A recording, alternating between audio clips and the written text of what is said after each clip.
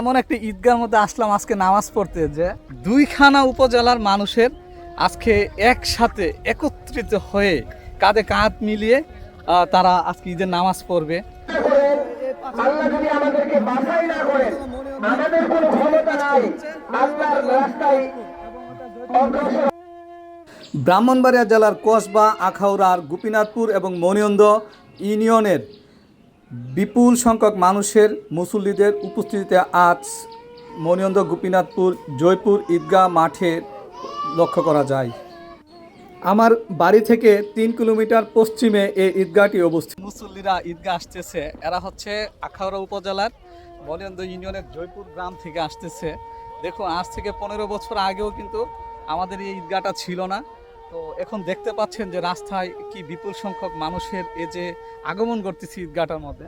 তো এই আখাউড়া উপজেলার না, আখাউড়া উপজেলার, হ্যাঁ।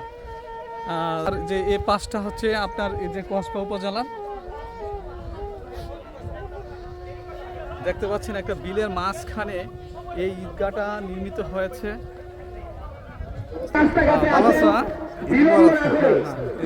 দেখতে পাচ্ছেন আমাদের আখাউড়া লোকজন ঈদগাহতে আসতেছে। কসবা এবং আখাউড়া দুটো উপজেলার সম্মিলিত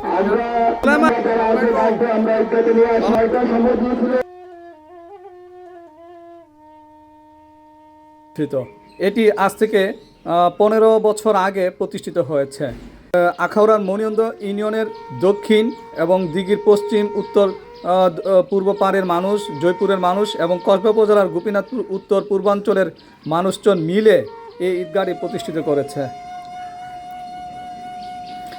আমি প্রথমবারের মতো এই ঈদগাহে আজ জামাতে অংশগ্রহণ করলাম। মানুষের সাথে থাকতে পেরে আমি খুব আনন্দিত এবং উচ্ছ্বসিত হয়েছি। দুটি ইউনিয়নের মানুষজন স্বতঃস্ফূর্তভাবে আজ ঈদের জামাতে অংশগ্রহণ করেছে। দুই ইউনিয়নের মানুষ নিজেদের মধ্যে সুখ, দুঃখ, আনন্দ, উচ্ছ্বাস ভাগাভাগির এক সুযোগ পেয়েছে আজকে।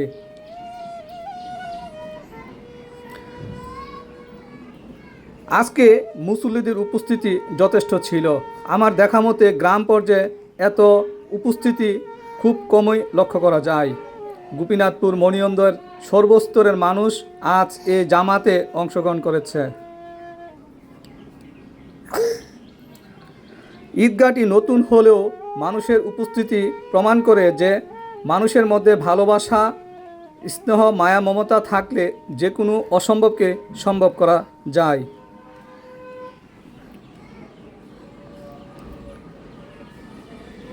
সুন্দর একটি কাঠামো দিয়ে আজ রৌদ্রের তাপ থেকে মুসল্লিদের নিরাপত্তা দেওয়া হয়েছে।